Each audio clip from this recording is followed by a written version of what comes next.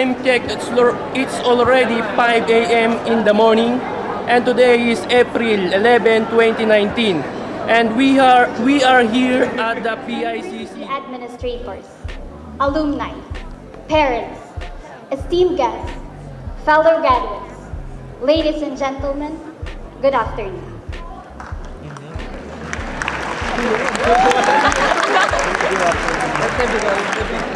It is an immense honor to stand here where so many of you graduates have come before me and so many will follow.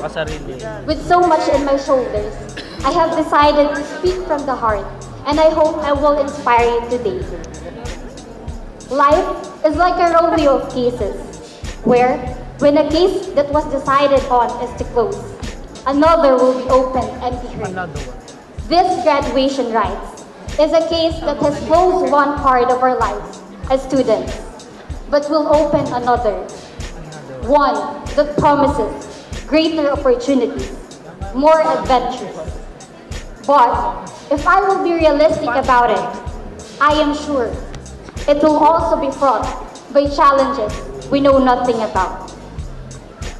I think I speak for us all when I say that this is the day we have always waited for and dream of, and the one we will remember for the rest of our lives.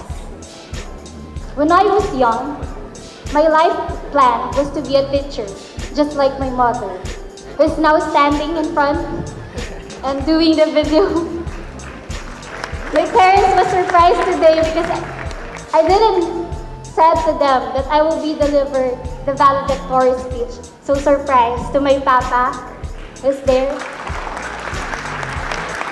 When I was in high school, I became the news editor in our student publication.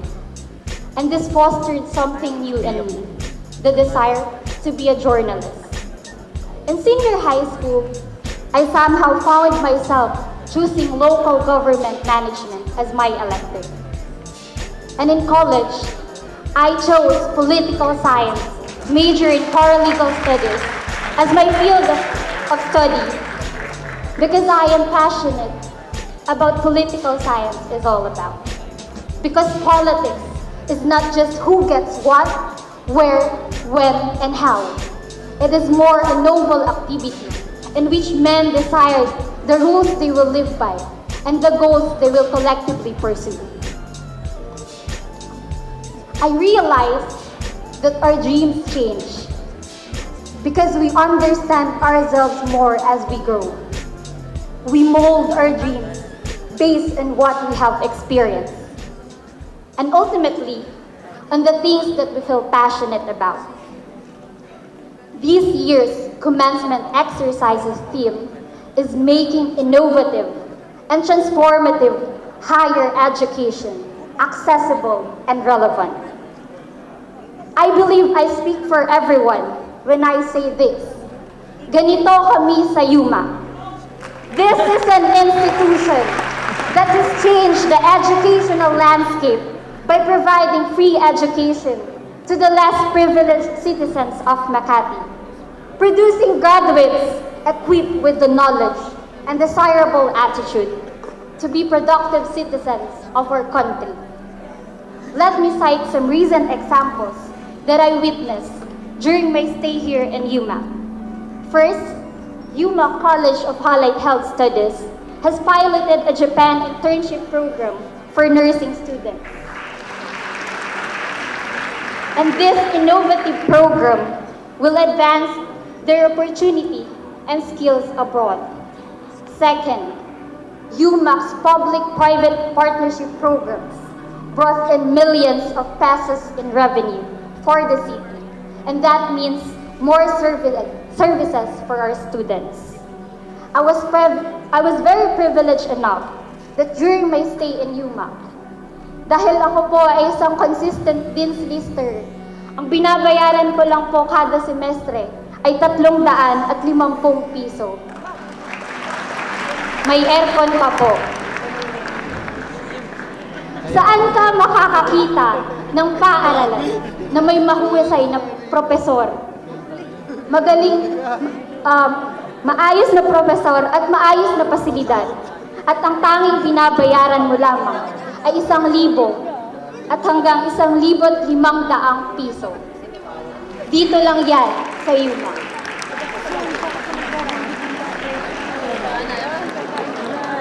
Third, the College of Maritime Leadership Innovation, in partnership with the Southfield Agencies Incorporated, provides full scholarship and guarantees employment for graduates, as it offers actual shipboard experience to its students. This PPP program is the university's pride as a pioneer innovative program for maritime studies. There is no doubt that University of Makati is the leading university that has gone ahead of the others. The university's curricula and programs reflect the changing needs and demand of the 21st century education. Former Vice President Jejomar C. Binay once said, "I firmly believe that education is a great social equalizer." University of Makati has certainly delivered by providing equal opportunities and access to free and high-quality education to all. Without sacrifice, there is no success. Without pain, there is no gain. A part of my life is facing challenges and remaining true to myself. Growing up as the eldest in the family molded me to be strong, wise, and responsible in all the decisions that I made in my life. My beloved University of Makati has taught me to be tough, to pick myself back up when I failed, whether it was an exam, quiz, or an organization project. I will never forget how failure made me feel. Failure at one thing is not meant to take the fire out of me. It didn't limit my power, neither decrease my chance to opportunities. Maybe it was not yet right for me. When a door closed, it led me to another door, and even dreams and possibilities I had not even thought of before.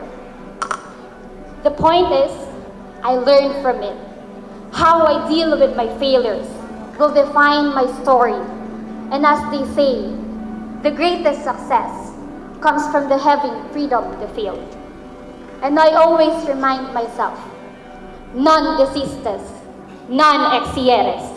To my kapolisay, it means never give up, never surrender.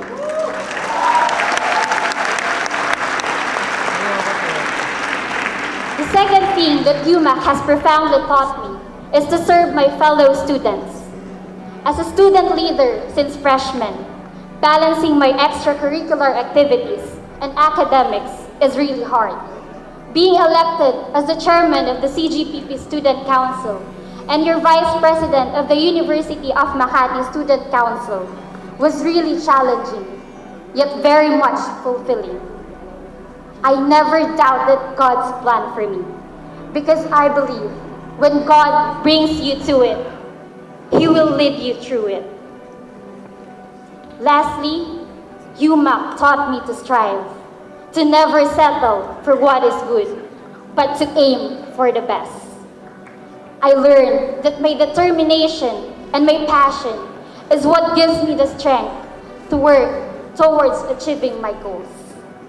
Similarly, UMAC consistently produce born top-notchers and have performed higher than the average national passing rates for the licensure exams.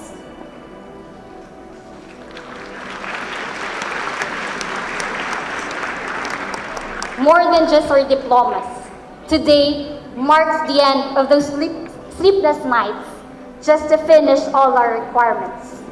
Today marks the end of those message notifications from numerous group chats.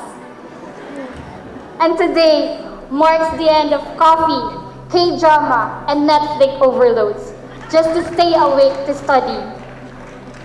And today, the very important thing is that today marks the end of receiving baons from our parents. Maraming salamat po.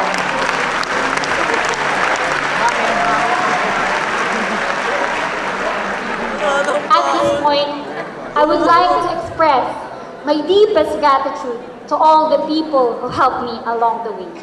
First, to all my best friends, to my friends, V5 and Pamilyang B, classmates, Forleg, TCY, and LGA, to my kapolasay and my fellow council officers who trusted me with all the decisions that I made, not just for the college, but also for the university.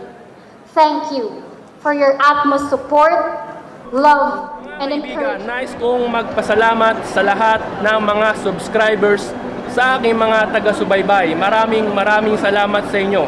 At asahan nyo ang aking next vlog, mga kaibigan.